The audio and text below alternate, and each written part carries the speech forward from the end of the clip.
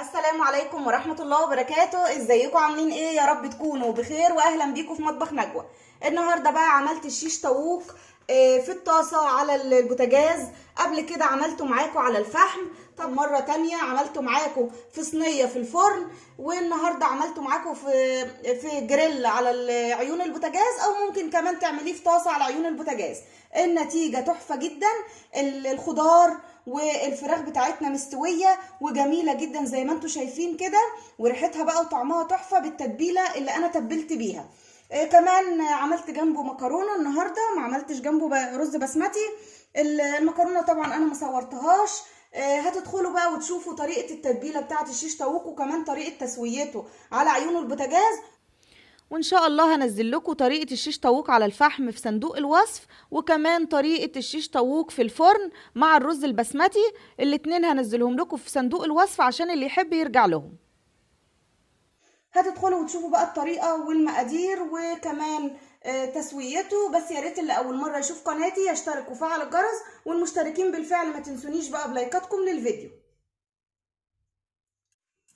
بسم الله الرحمن الرحيم. دلوقتي نقول مقادير الشيش طاووق. اول حاجه معايا وراك فراخ. بصوا الحجم ده، يعني انا مقطعاها الحجم اللي انتوا شايفينه ده. ما تكبروش عن كده وما تصغريش عن كده، علشان بس ما تبقاش صغيره قوي. طبعا انا غسلتها ونقعتها في ميه وملح وليمون وشطفتها كويس قوي. هنبدا بقى نشوف التتبيله بتاعه الشيش طاووق النهارده هتبقى عامله ايه. بصوا معايا معلقه من الزبادي وضفت عليها حوالي 4 معالق من الحليب، وهبدا بقى اقلب الزبادي كده مع الحليب وادوبهم في بعض كويس قوي. طبعا الشيش احنا بنضيف عليه الزبادي او الحليب او حتى اللبن الرايب. ليه؟ علشان يخلي الشيش بتاعنا طري ما يبقاش ناشف. كمان يبقى ميكس زي كده، زبادي على حليب مفيش مشكله، زبادي بس، لبن رايب بس، حليب بس، اي حاجه المتوفر عندك. هننزل كده باللبن. تمام. معايا نص معلقه من الثوم المفروم اللي هو الفريش. بعد ما ضفت هنا الزبادي والحليب والثوم المفروم، معايا معلقه من الصلصه بالشكل ده. ممكن تبقى معلقه كاتشب عادي. على فكره الصلصه دي اللي هي انا بسبكها، الطماطم اللي انا بسبكها للخضار عادي جدا، ممكن يبقى كاتشب عادي قوي، يعني مفيش مشكله. تمام. معايا ليمونه كبيره، هاخد العصير بتاعها، وده كده عصير الليمون. وهيبقى معايا 3 معالق كبار من الزيت او 4 معالق كمان. تمام. 1 2 3 4، يبقى 4 معالق من الزيت، وكمان هنضيف 4 معالق من الخل بالشكل ده. 1 2 3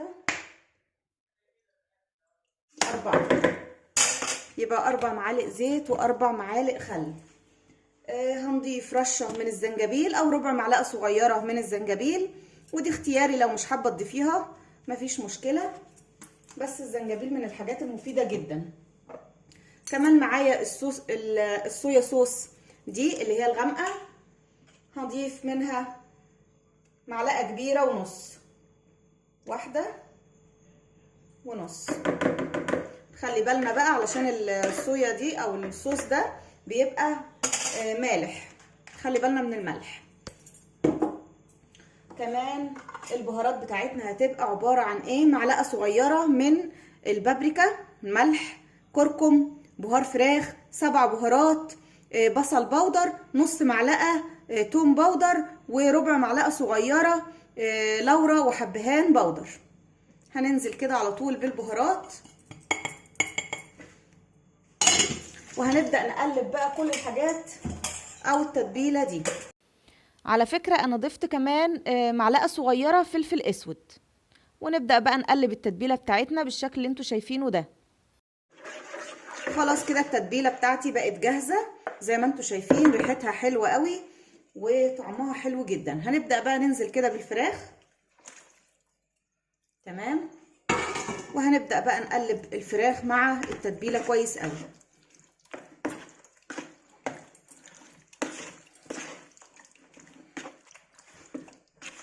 تمام. هغطيها بقى وادخلها التلاجة، ويا ريت تتبليها، يعني يفضل يعني ان تتبليها قبلها بليله، تبات ليله كامله كده في التتبيله دي، بيبقى طعمها حلو قوي وبتستوي معاكي كمان اسرع. انما لو انت هتعمليها في نفس اليوم مفيش مشكله خالص، تقدري تتبليها ساعتين اقل حاجه. خلاص انا هدخلها بقى التلاجة وهسيبها لما تتشرب بقى من التتبيله دي كويس جدا، ونرجع بقى نكملها مع بعض.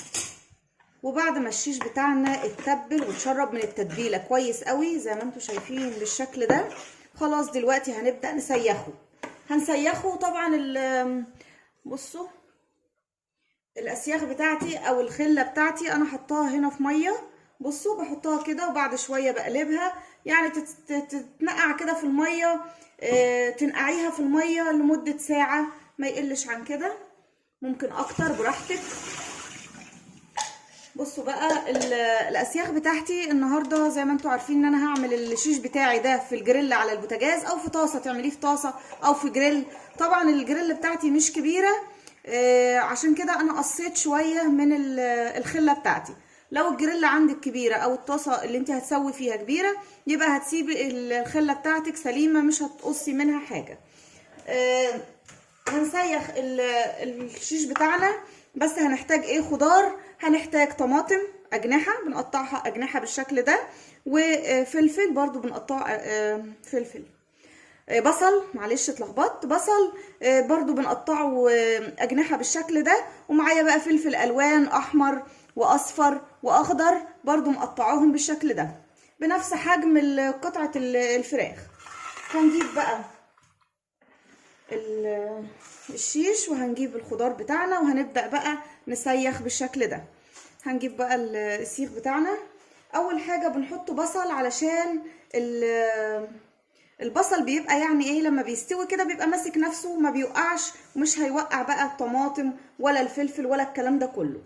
تمام. لو لقينا حتة كده كبيرة من الفلفل بنقصها او بنقطعها بالشكل ده. حطيت بصل، بعد كده بقى بحط فلفل الوان اخضر واحمر واصفر بالشكل ده، وبعدين هنبدأ نسيخ او هنبدأ نحط فراخ.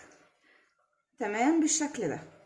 نحط كده حتة طبعا ده ما بيتبهرش لان احنا ده متبل، واحنا بنمسك كده بايدينا بيجي على الخضار من التتبيلة. برضو هنضيف كده ايه فلفل وبصل وطماطم، تمام، قطعة كده، وبرضو نحط كده فلفل اخضر وفلفل احمر، ونحط كمان قطعة من الفراخ. لو القطعة طويلة زي كده ما تحطيهاش بالعرض، حطيها كده كده بالطول علشان بس ايه ما تقعش. وهنبدأ برضو نحط ايه قطعة من البصل بالشكل ده.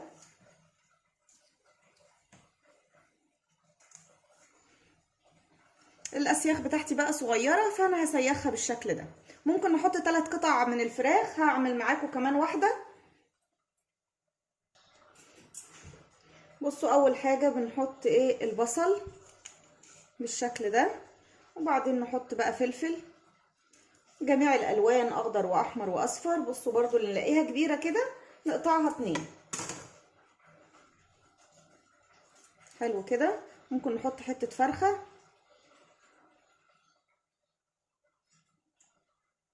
كده، وبعدين نحط مثلا ايه طماطمايه، ونحط ايه فلفل اخضر وبصل، ونحط كمان قطعة من الفراخ. يعني نحاول نخلي عشان السيخ بتاعنا ده مش كبير قوي، نحاول نخلي ايه فيه 3 قطع من الفراخ، قطعة كمان من الفراخ، وبعد كده اقفل ببصلايه. حلو قوي كده. تمام بقى بالشكل اللي انتوا شايفينه ده. هكمل بقى بقية الشيش بتاعي وارجع لكم. وبعد ما سيخت الشيش بالشكل ده بقى بالشكل ده، هناخده بقى ونروح على البوتاجاز ونشوف هنسويه ازاي في الجريل. دلوقتي بقى جيت كده على البوتاجاز وحطيت الجريل بتاعي. على فكره ممكن تسوي في طاسه عاديه، طاسه اللي هي الطاسه التيفال دي.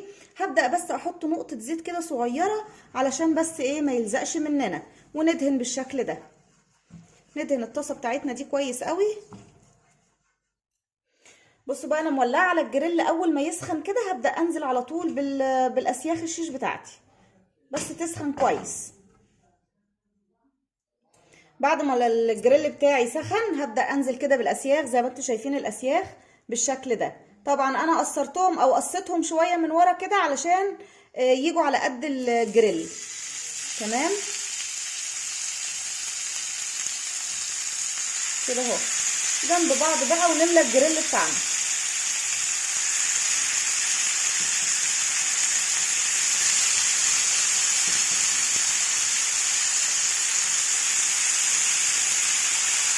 نسيبهم بقى شويه وبعدين نبدا نقلبهم على الجنب التاني.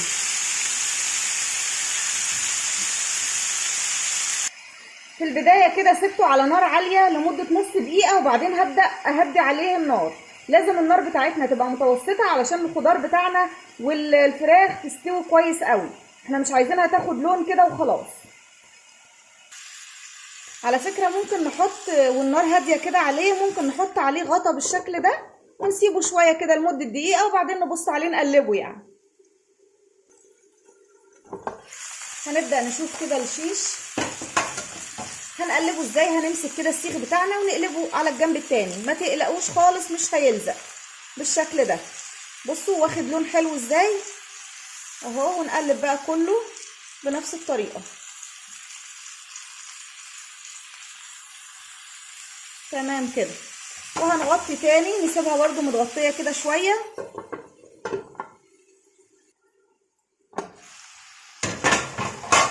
تمام. هنبدأ نقلبه كمان على اي جنب. بصوا يعني احنا نلف بيها كده على في الطاسة يعني علشان تستوي من جميع الجهات بالشكل ده. نوقفها كده عشان بس تبقى مستوية من جميع الجهات.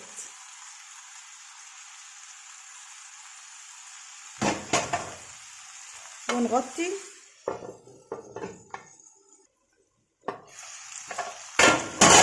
تمام كده خلاص الشيش بتاعنا استوى واخد لون حلو كمان. بصوا مش محتاج يدخل فرن، يعني شايفين اللون مش محتاج يدخل فرن. متحمر وجميل جدا من ايه، من معلقه الزيت اللي انا ضفتها في الطاسه اول ما ولعت عليها. يعني معلقه الزيت دي اولا علشان تديله تحميره حلوه، والفراخ بتاعتنا جابت الميه اللي فيها واتشربتها واستوى، وزي ما انتم شايفين زي الفل. لا محتاج فرن ولا محتاج اي حاجه. طبعا النار بتاعتنا متوسطه في البدايه، بس بخليها عاليه شويه علشان الطاسه بتاعتي تسخن كويس قوي، او الجريل يعني يسخن كويس قوي. وبعد كده بهدي النار عليه، بخليها كده متوسطه علشان يستوي كويس. تمام. هبدأ بقى اطلع كده. خلاص الشيش بتاعنا استوى، وهرص برضو في نفس الطاسة. هرص بقية الشيش، اكمل بقى بقية التسوية. هنشيل بقى كده.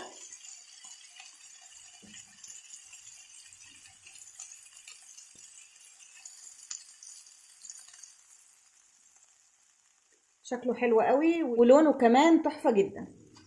هنبدأ بقى نكمل تسوية بقية الشيش. هنشيل بس ايه قطعة الطماطم اللي وقعت دي، وهنكمل بقية تسوية الشيش. طبعا انا دهنت هي معلقة زيت في البداية، مش هدهن الطاسة حاجة تاني خالص. وهبدأ ارص الشيش على طول مكان اللي قبله. اهم حاجة بس كده بنعمل الطاسة بتاعتنا بالشكل ده علشان شوية الزيت كده يبقوا ايه في الطاسة كلها. وبعدين هنبدأ برضو نرص الشيش بتاعنا.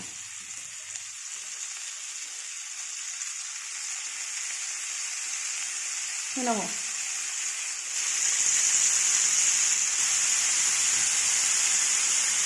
هكمل تسويته برضو بنفس الطريقة.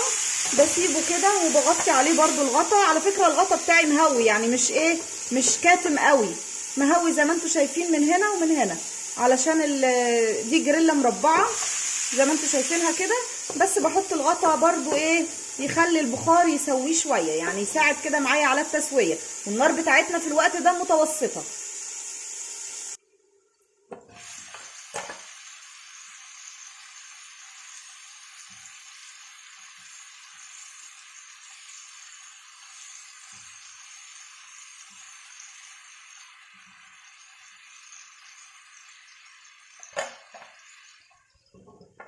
وده الشكل النهائي للشيز زي ما انتم شايفين، مستوي وجميل جدا. وبصوا الخضار كله مستوي وريحته وطعمه تحفة جدا. بالتتبيلة الجميلة دي تتبليه بنفس الطريقة. تسويه بقى في الفرن، تسويه في صينية على البوتاجاز، او في طاسة على البوتاجاز، او على الجريل زي ما تحبي. وكمان انا عملت جنبه مكرونه كده بالصلصه.